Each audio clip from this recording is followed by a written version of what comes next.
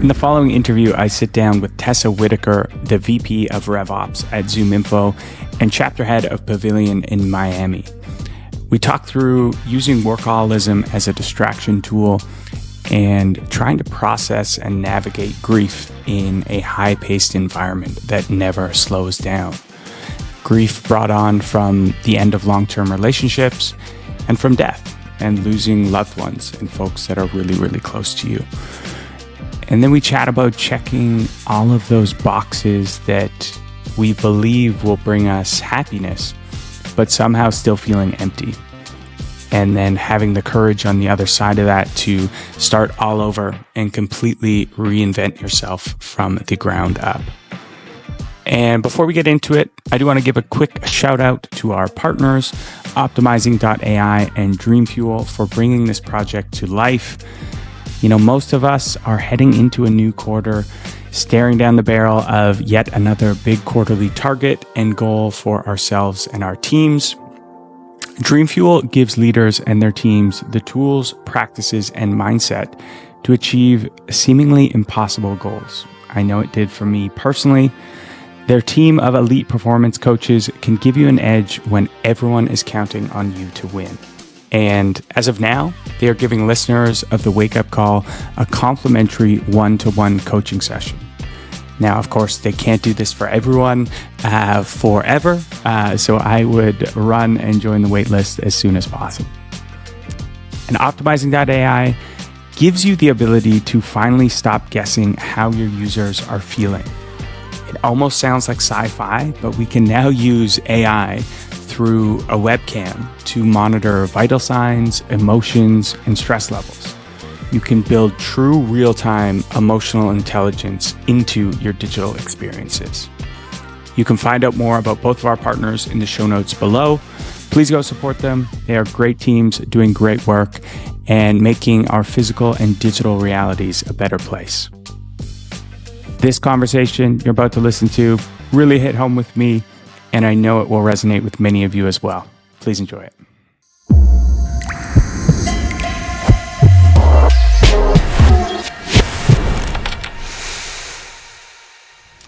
Miss Tessa Whittaker, welcome. Hello. I'm excited to be on this, Scott. I'm excited to have you. Excited, nervous. You know, these conversations are so different. You know, I've had a podcast for the greater part of like 6 years, but, you know, really diving into it with people, it's like a whole other energy. Yeah, you never know what you're going to expect, you know? Yeah. I mean, I probably am more nervous for having this conversation than any podcast I've ever done. I think back to like the very first one that I did. And, I would say this is pretty equitable to that. Well, thank you for being brave enough to come on and share some of your story. And you have a podcast of your own now. Like you're out there, you're doing all these podcasts. So I'm like almost honored that you're actually nervous for this one. Yeah. Well, I mean, I think it's easier to talk about B2B SaaS sometimes than it is about yourself, but I've always been an open book and authenticity is one of my top values. And so if I can share a little bit more about my journey and maybe help people, I think it's worth the feeling of uncomfort. Totally. I know, you know, in the past when I've been going through it, it can feel really lonely when you flip open social media, whether it's Instagram or LinkedIn, and you're just having like the worst day. You're going through all of these things and you flip it open and everything's up and to the right. Everyone's somehow at a unicorn company and everyone's happy and there's, you know, photos with their beautiful families and you're like, what is wrong with me? You know, so why is everyone in the south of France but me? Right. No, where's my flight to Mykonos? Yeah. And I think I'm guilty of it as much as anyone. I mean, I'm posting the photos where I'm at an event or, you know, my outfit and hair is perfect and I'm surrounded by all these incredible people and I'm in different cities. But I think that's just, you know, the highlights. You're posting all of those incredible moments, but there's so much that's in between. For sure. And you're just actually straight off of the GTM Fund AGM. Yeah. How was that in New It was York? great. It was great. It's funny how so many people that you meet over the years just truly become your real friends. And like the community, especially from GTM Fund or now that I'm doing Pavilion or Zoom Info folks, like they are all part of my, not all, but a lot of them become a part of my inner circle. So it feels like a lot of fun. And when you are in your day to day life, there's a lot of people that maybe aren't focused on the same things that you're focused on or don't care about the same things you care about. So when you're in a room full of people that are excited about the same things, it's just a different kind of energy that you absorb and it's motivating and inspiring. So it was a good couple of days. New York is exhausting. When I'm there, I don't sleep. It's like meeting after meeting or going to see friends and then being in rooms full of people. And so when I get back to Miami, it's always nice to just relax. I hear that. I spent like two months in New York last year, and not a good city for me. Turns out it's a lot of Me fun. either. I just don't know how people do it. Like there's the hustle culture in work, but it also permeates like everything. Like social life is heightened, fitness is heightened. Like somehow people are working 12-hour days and then going out and then they're at like a Barry's class at 7 a.m. I'm like, I Yeah. can do this for a short period of time, but not much after that. Yeah, I did it for, I think it was a little, like maybe like 7 or 8 weeks last summer. And you just don't sleep. Like you work the 12-hour day, you do your workout, you get your steps in, you go to happy hour, you go to dinner, you repeat. There's a lot of alcohol and it's just exhausting. And you just keep doing it. But like, I'm definitely not my best version of myself in that environment. And it's funny because people think about Miami as being this like party hub and go out all the time, which certainly there are a lot of people that do that. But it's also this huge community of people that are really focused on wellness and biohacking and fitness and just being the absolute, most healthy version of yourself. And so what's funny is I moved to Miami, not even realizing that was such a big part of the culture or a subculture that existed here. And I feel like I'm absolutely now the best version of myself because of it. I love to hear that. Yeah, I think that's a really good segue into talking a little bit about your story and your transformation. I've been incredibly fortunate that you became an LP in the fund. I got to meet you a few years back. And it was kind of at this, for both of us, really transitional phase of our lives. Yeah. To That's so funny. No, I remember that retreat. So that was right after I became an LP and I was, flying out from Toronto. So I lived in Toronto at that time. And I showed up in San Francisco and it was 3 days after calling off my engagement. And so I get there and I think it was the weekend before Dreamforce. And I remember, showing up at this thing. I didn't know anybody. And I think maybe I was still in shock of everything that I was going through that I kind of just like introduced myself and I was like, hi, I'm Tessa Whittaker and I work at Zoom Info and I called off my engagement 3 days ago. Like I'm not wearing a ring. And what's funny is I think probably the reason I have such great friends that have become LPs was because in that moment, like it was straight vulnerability. Like I was my most authentic self. Like I had no ability, no energy, no capacity to like have some sort of professional shell. It was what you see is what you get. And I mean, so many incredible friends that I know will be lifelong friends because of that weekend. But I mean, I was living a completely different life at that time. Yeah.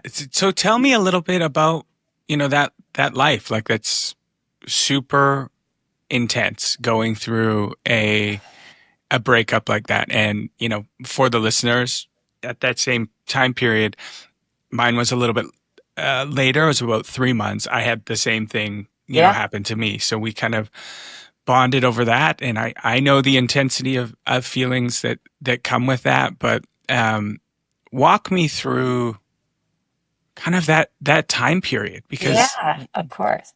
the Well, craziest part to me, and sorry, it was like, oh shit, like nothing stops. Like I'm supposed to go to work right now. Like what is going on? Like I needed at least a month just to like try and process what was happening. And like, there's no space for that in this kind of modern, really fast moving world. yeah, no, it's just business as usual, and you're kind of going through this grieving period. Well, it's funny. So, I grew up in Michigan and I moved out to California like a week after I turned 18. And I went to school in Southern California. I went to UCLA. And then shortly after graduating, I moved up to San Francisco. And within about a year and a half, I fell into a tech job in San Francisco at Salesforce. I was there for almost a decade and they moved me to London. And so this is relevant kind of to this part of the story because when I was in London, I met a Canadian. And I always joke with, you, Scott or Paul about, my feelings about Canada, which I'm sure there's Canadians listening. So um, I'll be nice, but I'm still traumatized. Um, Mm. and I was there for 3 years and it was like the most incredible time. Like I was so in alignment in London. I was obsessed with fitness. I had a really great job. I traveled all the time. And my ex-fiance at the time needed to come back to North America. And I remember saying, like, I don't want to move to Toronto. I'm not interested in living in Canada.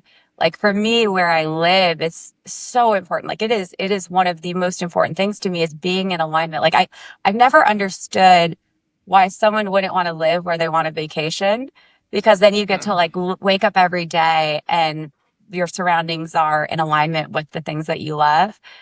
And so we kind of made this agreement. We moved to New York. So I moved to New York. I was living in West Chelsea. He was in Toronto, coming back and forth and going through this process of getting the paperwork to move to New York. And then it was March 2020 and the borders were shutting. And we kind of had to make this decision. Salesforce was like, yeah, we'll figure it out. We'll get you a work permit. Like, feel free to go to Canada. And next thing I know, I'm living in Toronto. And what was meant to be a few months ended up being almost 4 years. And so I was living in Toronto and, I think like, the person I was engaged with, he's a great guy. We're still friends. We're still friendly. Like he's a wonderful person. But I think really living together for the first time, being in the pandemic, being in Toronto, dealing with like those winters that never ended, I was completely out of alignment with myself. And I even look at pictures from that time, like I look like a complete different person. I have friends that say I was almost like a muted version of myself. And, I'm a very social person. I didn't really make that many friends in Toronto, maybe like one or two. And I just dealt with it by throwing myself into work. And it wasn't like the healthy way that I work now, which is like it gives me energy and I love it. It was all I care about, all I think about, all I want to do is work because that's what I felt. That's the only thing I felt that I had. And I remember being there and being like, okay, if my career is going well, then I can be happy. And then it was funny. I started going down, I think, this path that a lot of people do or when they start to become successful for the first time. And I was like, okay, if I get the car that I've always wanted, I'll be happy. And then I got the car. And then it was like, all right, if I get this dog, I've always wanted a dog, then I'll be happy. I want to get a Cavapoo. And then I remember it was, okay, if I buy a house south of Queen in the beaches and I can walk on the boardwalk every day, like I couldn't do that in any other city. Like if I do that, I'll be happy.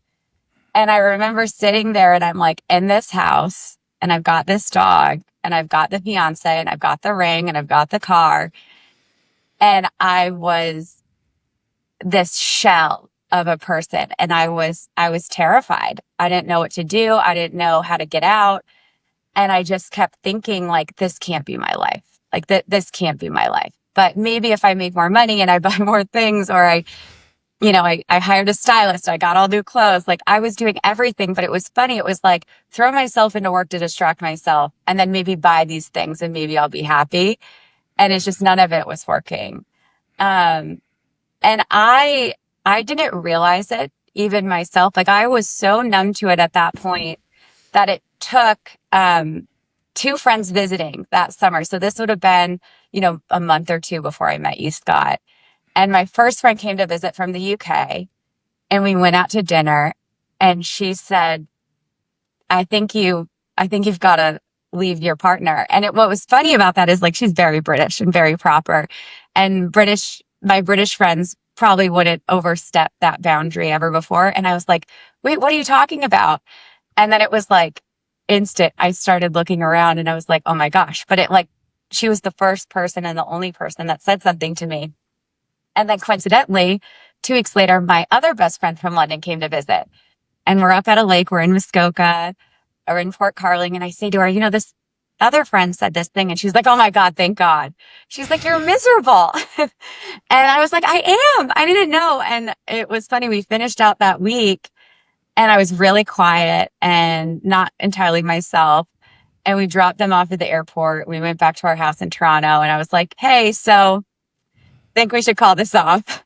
And it was like the most like nice and lovely conversation. Canadians are like very, very nice. And we didn't even fight. We just agreed. And then, I don't know, 3 days later, I was on a flight to San Francisco. Wow. Yeah. Wow. I mean, yeah, there's so many parallels between our journeys that it's kind of like scary to listen to that. And I guess also kind of beautiful because you do feel like, oh, this is only happening to me or something's wrong with me. And it's interesting, as I was listening to that, I had the very, very similar experience of like, you get in these positions where you sort of like strip away your own identity or you lose yourself a little bit. And I think that is when you have to really be on the watch for what you're attaching your identity to. And, for me, like you, it was success. It was the fund. If the fund was doing well, I was doing well, and nothing else, mattered beyond that. And then it also made every sacrifice that I was making in my mental or physical health, whatever it may be, it was worth it because I would look at this thing and be like, okay, that is me and that's going well. So I must be okay. And you can sort of delude yourself into doing this for really long periods of time. So you're so lucky to have those two, great friends. Yeah.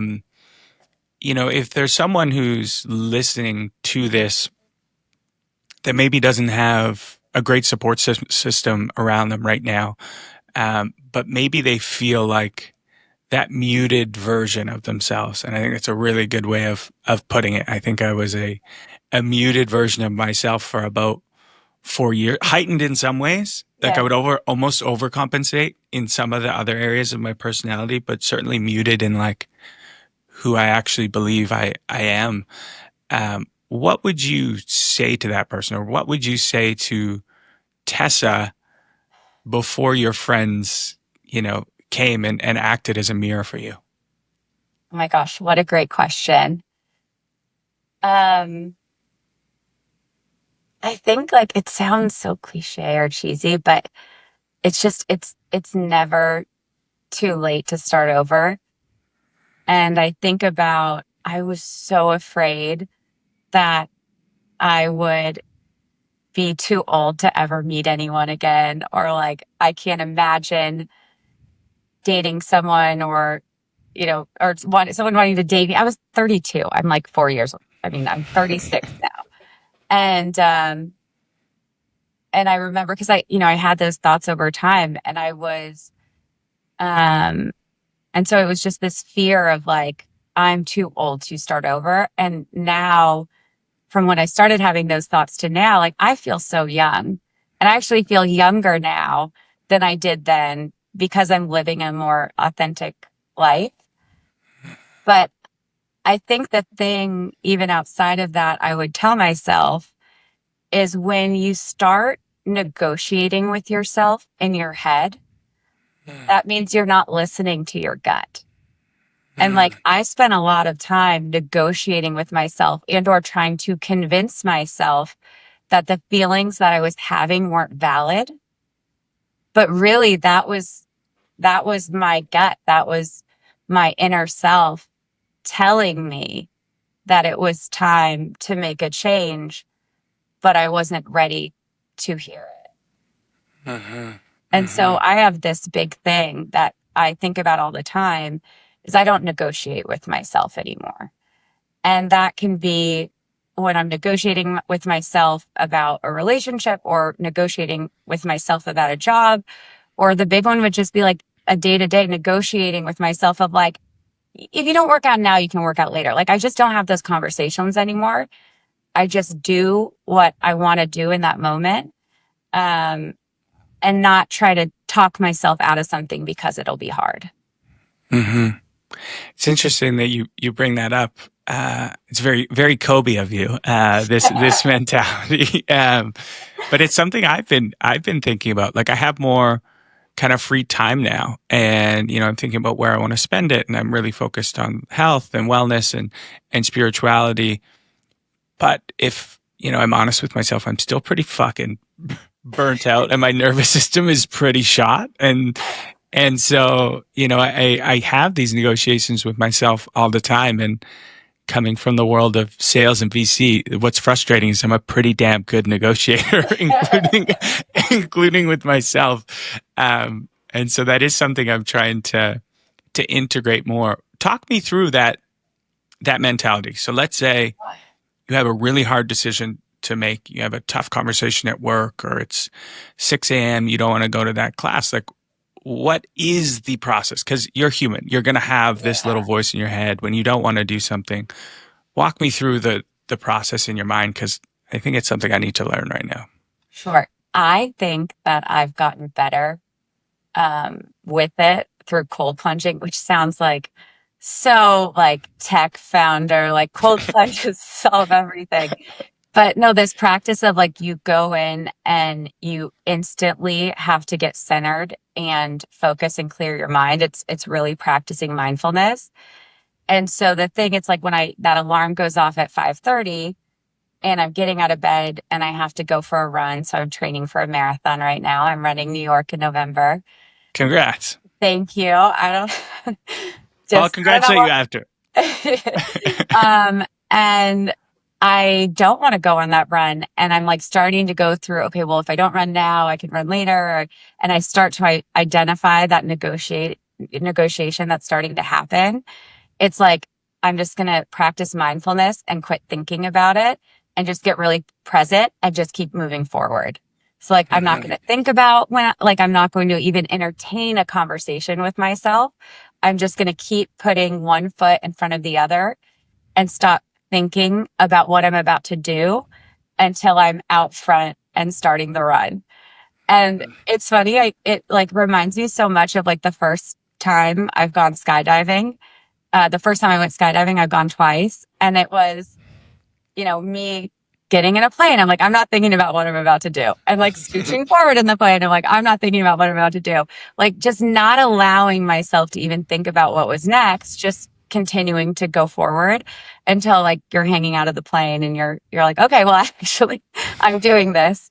And I think about just not allowing yourself to even think about an alternative. And it's just like being present and moving forward.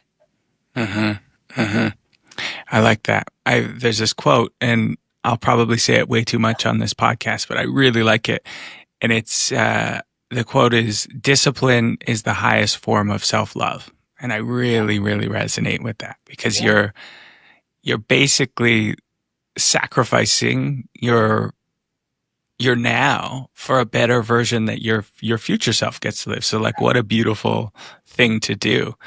And I would say making that hard decision, going back to kind of, we'll call it the wake up call of leaving your partner and your whole life and your dog and all these things behind. Like that was an act, a really deep act of self-love. And I want to like commend you for doing that.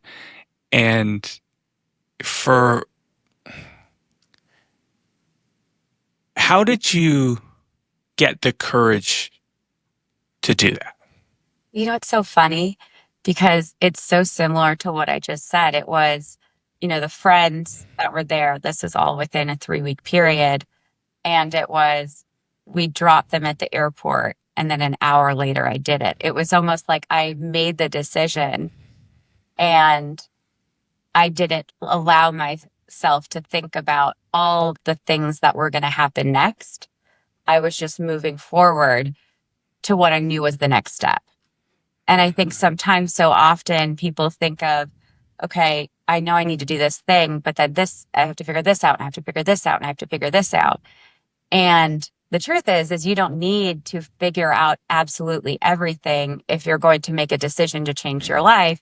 You just have to make the decision to change your life and then figure it out as you go. Mm-hmm. Mm-hmm. Do you think you've got better over the years and through this transformation of like trusting your gut? Yes. I mean, I feel like I still get tested. There's certainly been things in the last year where I definitely was ignoring my gut. Um, but I think now I listen to it even more. The more that you lean in and you make decisions based on your gut that are in alignment with who you are and your values, or who you want to be, the easier it gets. And if we're honest with ourselves, I think we know when we're out of that alignment. And I almost think of it as like this heightened consciousness that through making really hard decisions that were in alignment with truly who I am, um, I've raised my consciousness quite a bit. But of course, there's still things where I'll do something or ignore myself, and then I can feel it. And then maybe eventually I get to the point where I make the right decision, and then I'll be looking back and I'll be like, I knew exactly what I was doing, and I was completely out of alignment, and I was ignoring my gut. But I think following your gut, really, it's just following, being in alignment is so important. And I think a lot of people live out of alignment. And when you are in alignment, like, work doesn't burn me out anymore. It gives me energy because I love what I'm doing. And not only am I doing things, with my job during the day, but then outside of work, I do a lot of things that are considered work, but it doesn't feel that way because I'm being pulled. I'm not pushing because I'm in alignment. Mm-hmm. That alignment is such a crucial piece. And I definitely don't want listeners of this podcast to walk away with like, ambition is bad, or like, don't go do hard things. Like, that is not the message I'm trying to push at all. It's more exactly what you said. Like, if you can find your alignment, your true calling, your purpose, your why, all of, these cliche things, like, the activities are going to fill your cup. They're not going to drain it. And you talked about raising consciousness. Would you consider yourself like a spiritual person, a religious person? Has that played an aspect into this growth you've had? Yeah, I would say I probably am more spiritual, but I wouldn't label myself as anything. The last year and a half, I've spent a lot of time trying to understand myself. Reading like every book there is around attachment theory, or going to therapy consistently for the very first time, to like having crazy conversations with spiritual advisors and soul readers in Tulum. Like, I've tried it all. But just really trying to figure out how I live the most authentic version of myself, and that I wake up every day excited to be doing what I'm doing, because I never want to feel like I'm not waking up every day living the life that I want to live again. And I lived that life and I was miserable. And so, I think getting to know myself better has been so important, that journey, but there's still so much that I need to figure out. I have no idea what to do. So things are going really well at work. And I think like my ambition is fueling me. It's pulling me. I'm excited right now. Like, it is not burning me out. And I work way more now than I even did then. But it's all the things that I want to be doing and thinking about. And so it's really exciting. In terms of dating or anything else, like I have no idea what to do there. Gotta figure that out. But the work stuff is great. Yeah. Being healthy and, living in Miami and being in the sun every day, training for a marathon, cold plunge, sauna practice. There's so much that is going really great. But Hmm. I designed the life that I wanted, and Hmm. surrounded myself with the people that are really filling the cup.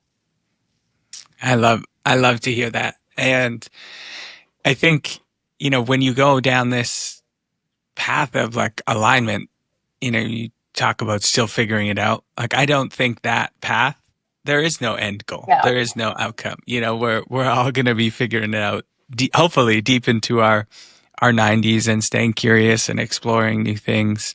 Yeah. Um, you mentioned therapy. That's been a big part of kind of my growth.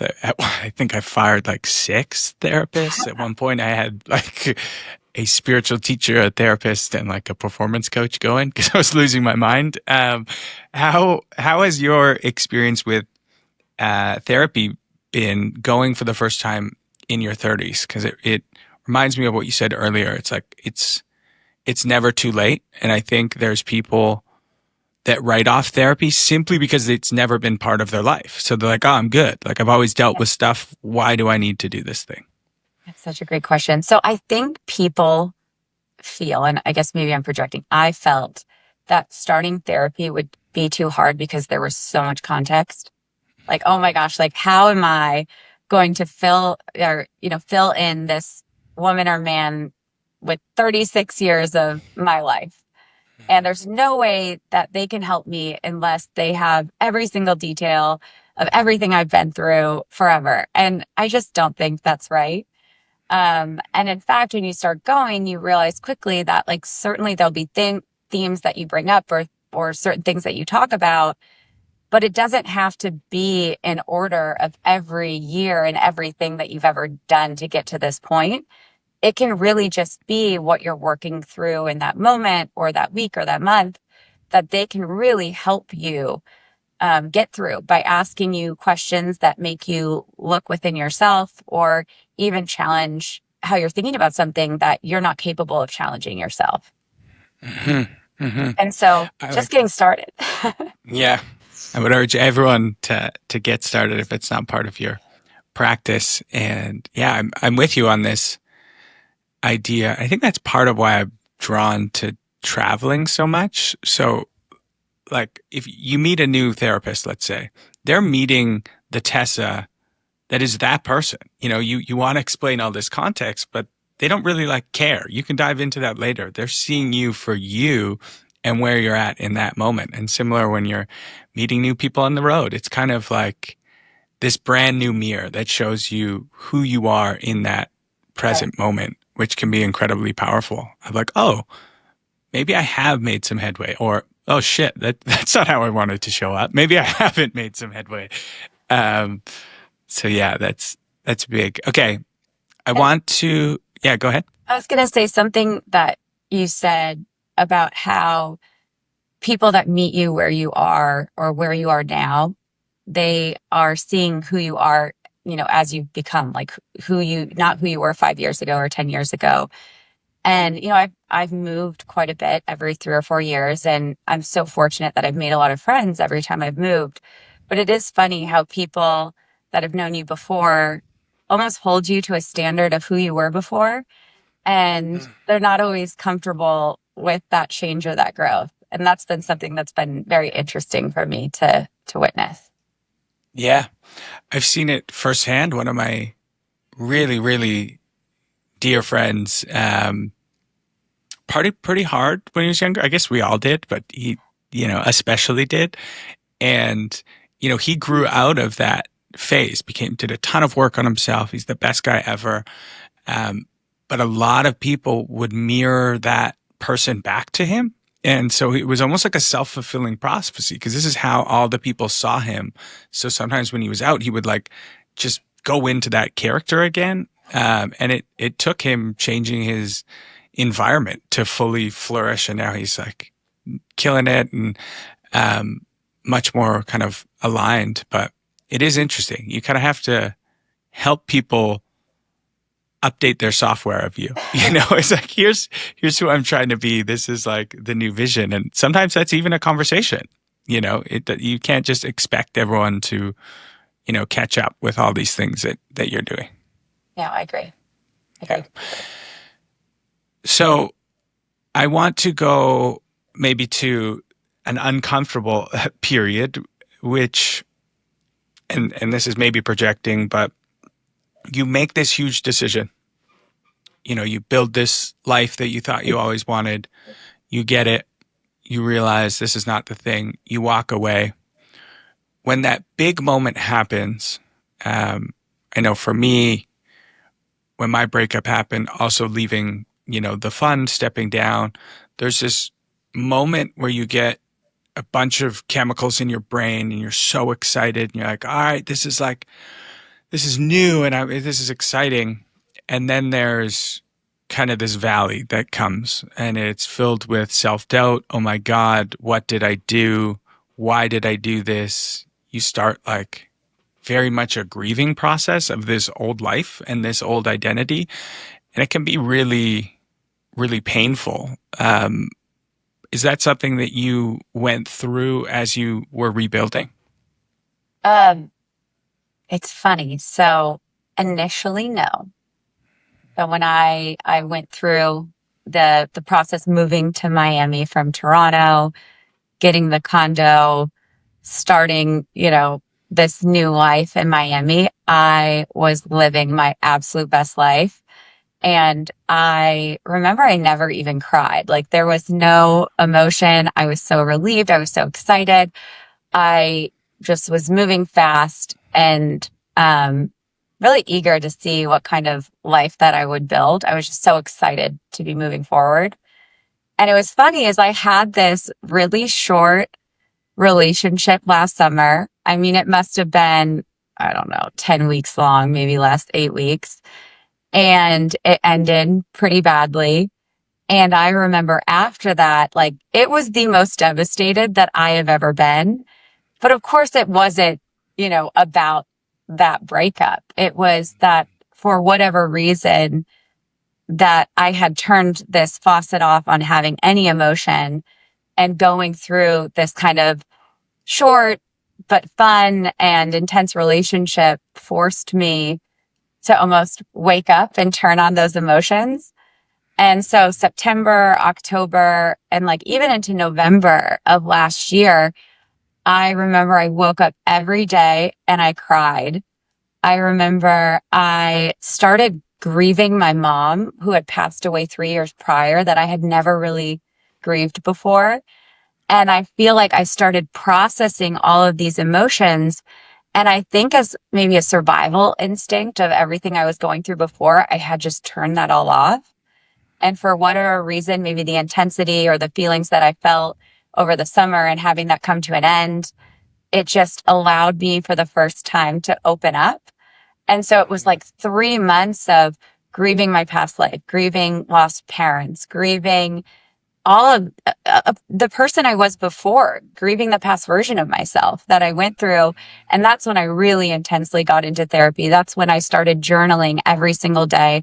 That's when I went to any and every spiritual advisor or tarot card reader or anything like silly that I thought I wanted to try. And that's when I felt like the most transformation happened. And I just, after that point, kind of decided I was going to completely change my life. And I've always been motivated and worked hard and fitness oriented. But then when I got into kind of January 2025, so we're in June now. So it's been a few months. I thought, what would happen if I put my all into everything I'm doing right now and tried to live my fullest life? And that's what I've been doing in the last 5 months. And my entire life has transformed. But I had to go through that grieving period. It just was, it was like 8, 9 months delayed, 10 months delayed, if not more.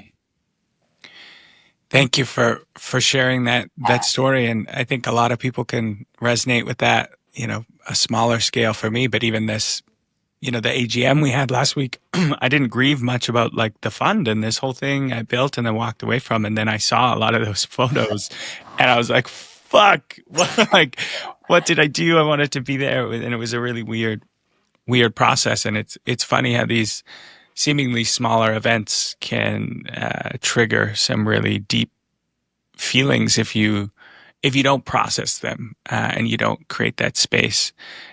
Um, you talked about sort of turning off your emotions, and I used to say one of my superpowers was my ability to compartmentalize, which turns out I don't think it's a superpower. It can get you to be very productive, but when you suppress feelings, for me, it's going to just come out in other ways, whether that's, drinking too much or, having a panic attack for seemingly no reason. You're like, why is this happening? And you just haven't processed this. Do you think you've gotten better at kind of turning that um, emotional nozzle back on? And why do you think you turned it off in the first place? That's a great question. I think that I have, for the most part, most of my life, have had that turned off. I remember feeling a lot of pride that there was like 5 or 6 years I never cried. Like I was not a crier. I didn't feel much. And I think then going through, it was like a period of time where I lost a lot of people. My dad died. And then shortly after I had two grandparents die. And then my mom died. And then I was living in Canada. And I think it was just too much. And I just completely kind of shut down. And then I don't think I really even realized that I didn't have that emotional part of myself anymore. And I think back to last summer and like going through again, like so funny, like I can call off a 6 year really meaningful relationship, but like 2 months with someone who I kind of liked could, force me into this awakening where I started processing emotions probably from years and years and years that I had suppressed. And um and now I think like I can't even imagine how I would turn that back off again because it's just so now present in my life. And I think like when I start to feel that way, instead of like swallowing that or bottling that back up, I just like, I like let myself start to feel those feelings and, tell myself that that's all right. But I definitely feel like for the longest time, I felt like it was like weak to cry or, I couldn't have these emotions, which I think that's not really the case anymore. And I think finally allowing all of that to come out, especially with losing both my parents in a short amount of time, like I think that I I have, accelerated my happiness so much by finally, releasing so much of that trauma that I was carrying. And I think that my superpower, which I didn't really realize until recently, is this ability to alchemize my pain into progress. And now that I also feel that pain and I'm not just bottling it up, that progress is accelerating even more quickly than it ever did before. I want to just acknowledge, and I appreciate you for sharing that. That is incredibly intense. I could not imagine losing two parents in a short period of time. Do you feel comfortable going a little bit deeper there? Yeah, sure. Thank you. I feel like we're getting to this age now. I guess people of all ages will listen to this, but you and I, you obviously went through it before many people have to. But I think a lot of us are dealing with aging parents, illness. We can see that they're not going to be around forever. Do you have any sort of advice for people who may have lost their parents recently, or maybe they're still around? What would you say to kind of both of those camps? Great question. I always tell my friends, like, You got to call your parents, spend time with them.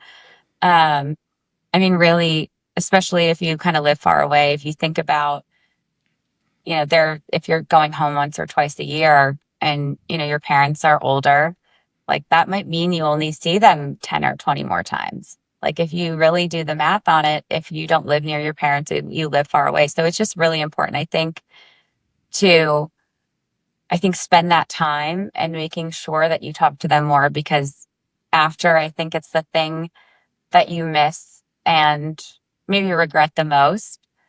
Um, because there'll be something that happens or an event that happens and you just want to call them or you go to call them, you forget. And it's just devastating and heartbreaking. And, there's been so many times that I've been going through things. I mean, I've completely transformed my life. Like I don't even think I look the same. And I think about like when things are really hard, like you just like want to call and talk to your mom. And you can't do that. And so it becomes really hard. And so I think, I wish I had spent more time. I wish I had taken more photos. I wish that I had more videos, like watching videos of my mom, like is sad, but brings me so much peace. Like recording little things are so important. And so just making sure that you're making those memories. And I have friends that really struggle with their parents, and I'm not going to discount that. Like I've definitely struggled with both my parents my whole life. We had our ups and downs, but just making sure that you continue, even sometimes if it's uncomfortable, to maintain that relationship and spend time with them. Like I wish I had, even when we weren't getting along. Um, and then just like pure advice, if you have recently lost a parent, I think, I was so fortunate to be at Salesforce. I was at Salesforce for almost a decade, and they had a lot of really great benefits. And they gave me a month off of bereavement after my mom died, and I took it. And so I really, you know, took some time for myself. And so many people I know, they take 2 or 3 days and then they just go back to work and they throw themselves into it. But if you can take some time, even if you're not quite to the point where you're feeling or grieving it yet, like go spend some time or do something with yourself. It's just so important. Mm-hmm. Great advice, and thanks for diving into those hard conversations. And again, I appreciate the bravery of sharing that. But shifting kind of gears a little bit, I have to give you just a massive congrats for just this life you've built. Like you're now VP at an incredibly hot company, publicly listed. You're down in Miami. It seems, you're taking your mental and physical health so seriously. And you're now the chapter of Pavilion down there. So you're bringing people together, you're building community. Talk me through, I guess, like the other side, because that's the point of this podcast too. It's not just like, fuck, crazy shit happens in life. It's like, no, you can go through incredibly painful experiences and still go on to build a beautiful, aligned, healthy life. Yeah, I can't believe my life is my life. No, I really, Well, you built it, so. I know. I did really hard things. So much gratitude. Like I love where I live and I love my job. I love my boss, like so important. And even like the friends that I surrounded myself with down here, like they're doing similar things. They have the same goals. They are focused on growth and building. And so it's just so fun. But I really feel like it's been the last like 7 or 8 months. So maybe about a year after the big change where things started building momentum. Someone said to me recently, like where you are right now is the result of the effort that you started to put in like 3 to 6 months ago. And so I'm starting to look around and everything is starting to click into alignment. And it's been really exciting. And I've been very fortunate actually through GTM Fund that I met someone in Miami who introduced me to his girlfriend, who's become one of my best friends, and another woman he invited to a Pavilion happy hour, and she's become one of my best friends, and we're co-chapter heads of Pavilion. And so I'm surrounded with people that are obsessed with running and obsessed with building and love community and want to live a happier lifestyle, or a healthier and happier lifestyle. And it's just been so rewarding. But also a lot of it has been, not spending time doing things or with people that no longer serve me, and just realizing that my most valuable resource is time. And I don't spend my time doing anything I don't want to do anymore, which has been huge. Um, and also, like, I've been really focused on goal setting. And I was on a different podcast and I talked about this, but I've had this really intense running schedule. And I remember there was a friend that was trying to get me to like blow off a long run to go to brunch. And it was like almost a no brainer. I was like, I'm not going to be friends with this person anymore, because I don't want to align myself with people that aren't supportive or encouraging of me to like hit these goals that are really hard. Mm-hmm. I like that. That part of reinvention can be tough, of like letting go some of those relationships that don't serve you. Because I think there is a lot of fear too. I think we hold on to unhealthy relationships sometimes, for the same reason that you described about your romantic relationship. You're like, oh, am I going to be able to make new friends now? Like, I'm older. How do people even make friends anymore? And Yeah. how did you approach that? Like, you built a whole new circle of people in a short period of time. And I'm sure there's people listening to this that feels like a daunting task, especially in this like more digital world. Walk me through kind of the process of building a brand new Yeah. community around you. Well, I'm very lucky. I'm still very close with my friends, like San Francisco friends and London friends and New York friends. And so I've definitely had to prioritize like a system, the true RevOps person, a system about making sure that I'm frequently reaching out and keeping the relationships warm. Tell me Um, the system. I need this. I need this system. maybe off the pop. Spreadsheets. um, but I think whenever I think people think like, okay, I need to go out and make new friends. Like, how am I going to do that? Where should I go? What's the easiest path to do that? But I think what I did was, what do I want to do? What makes me happy? How do I want to spend my time? And then by spending my time where and how I want to spend it, you meet people that are spending their time similar to you. Mm-hmm. And so it's funny, like a lot of my friends are in tech, which I've always had friends that were in tech, but it's funny, like so much of my network down here is from the tech community. And then I would say I've started making a lot of new friends through running. And it's funny, like run clubs are a big thing down here. So that used to be like recreational sports, or people would go play kickball or softball or whatever. Like there's a lot of running clubs and track clubs where you go to a track. I started going to this track club. It's called the Flamingo Run Club, and it's at 4:40 a.m. on Wednesdays. And we go and we run like 5.5, 6 miles of like interval before like even the track lights come up. And there's like amazing people through that. I've met a lot of people through my gym. And so it's funny. It's like, okay, if I live in alignment and I spend my time doing the things that I already want to do, and I'm open and I'm willing to have conversations with anybody, all of a sudden you start surrounding yourself with people that are very like-minded to you. And if you get really good with your discipline and build in a routine, next thing you know, you're seeing the same people when you're in your routine. And next thing you know, you're surrounded by people that like to do the things that you like to do. And they're actually this incredibly positive influence in your life. Mm-hmm. Mm-hmm. Do you, so you've mentioned a lot of different like practices that you've incorporated into your life in this new. So one of it is like surrounding yourself with people who are aligned with the version of you that you want to live. You mentioned, going to therapy, running, these like really tactical things. Cold plunging is part of your routine. Anything else that you've incorporated? You mentioned journaling. Anything else you've incorporated that has had a big impact on kind of your overall mental health and awareness? Mm. I think before I never prioritized sleep. It wasn't something I thought about as being the most important thing. And I think sleep has become probably the number one thing that I think about in terms of my mental health. I bought an 8 sleep and it's amazing and I love it. And it's like temperature controlled and it gets really cold in the night. So I don't wake up anymore. And that has been huge. And through like the 8 sleep, through, all of the tracking, I wear an Aura ring. I'm obnoxious. I have an Apple Watch. I've got all the wearables. I think being really in tune to, am I getting enough sleep? It does that, do I wake up and I feel refreshed and mentally strong? It gives me, the capacity I need to go do all these things. Like sleep has become really important.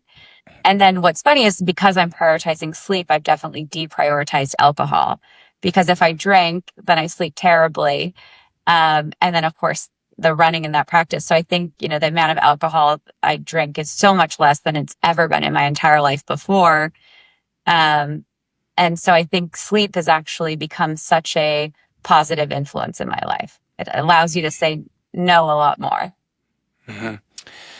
So there's a lot of good podcasts on sleep, and I listen to all of them. I'm a terrible sleeper, and it's not that like I don't try. Like I'm in bed for 8 hours a day, but I'm just terrible at it. Is there anything? And I know the importance of it. Like I'm sold. Yeah. Sleep, I'm sold. I Yeah. just can't shut off my brain, I think is the issue. What was your process like for integrating sleep and making it a priority? Do you have like a nightly routine? Yeah. I would say my morning routine is much more dialed into than my night routine. I think making sure like the temperature control was really important. I take ashwagandha, probably saying that wrong, magnesium, and I try to not take any work calls after 8 because if I'm getting into bed by 9 or 9:30, like if I'm on the phone with anyone I work with past 8, my mind is racing. So, I try to sign off earlier than that, but 8 p.m. is like a firm uh line in the sand. And then also, going to dinners earlier or meeting friends, during like on the weekend for like brunch instead of dinner. Like I just try not to do things that late. Um, and other than that, like, I mean, I just watch Seinfeld in bed every night. That's hilarious. Just fall to bed or fall to sleep to Jerry Seinfeld. That's it. My good buddy, who might actually be editing this podcast, so Drew, if you're listening, is going to laugh at that part because we were just talking 2 days ago. He does the same thing, and he's like been in relationships, and he's still it's just a non-negotiable. You're just going to have Jerry Seinfeld in the background. Maybe there's something to it. 10 years at least. I love that. I'll have to give it a shot. And 8 Sleep, if you want to sponsor this pod and send me one, I'm all for it. And then you mentioned no alcohol, so that's been part of my but limited. Yeah. It's been part of my journey too, and it feels like a lot of people are just at least reevaluating their relationship with alcohol. Certainly the younger generation. I think I'm on like almost day 80 of no alcohol at all, and we'll see. How has that been for you? Have you found it difficult, or just now that you've got these other priorities, it's just not as exciting, I guess? I think it's so much easier when I'm at home because I don't need to go out. Like I like to wake up early and I like to go for my runs and like when I'm in Miami, I'm actually really disciplined. And like every once in a while, like Saturday is like my one day that I usually take to kind of like have fun, don't think about work, and I'll go on a long run and go to the beach and like, but I would say like it's easy when I'm at home. I think it's really hard when I'm traveling, like being in New York last week or, I'm in London next week. I find when I'm on the road and I'm socializing, it's just so much easier, I think, as like this social lubricant. And I think I realized, especially as I cut back on alcohol, that I definitely have a little bit of social anxiety that I didn't realize I ever had before.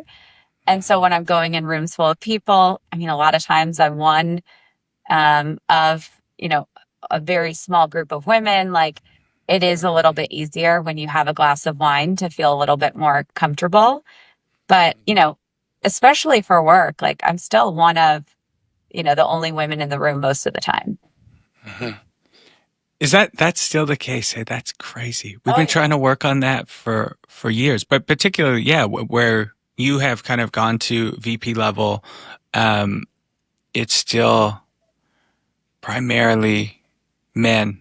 Oh Do you yeah. think that has impacted how you show up to the world? I think that it 100%, right? I think that is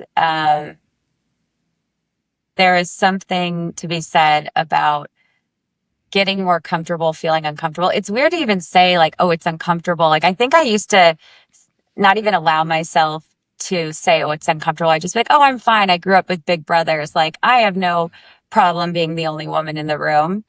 But I think as I've gotten, more conscious and more in tuned, like you definitely feel it. And you are not always the most, authentic version of yourself because you're playing a part. Like I'm really good at like playing part of the boys club and flexing the masculine and holding my own and being bold or even projecting that confidence. But you have to dig deep, and I can I don't mind it. I like it. I'm good at it. All of those things. But it takes more energy, certainly. Like it you walk out of those situations like depleted and exhausted for sure. Yeah.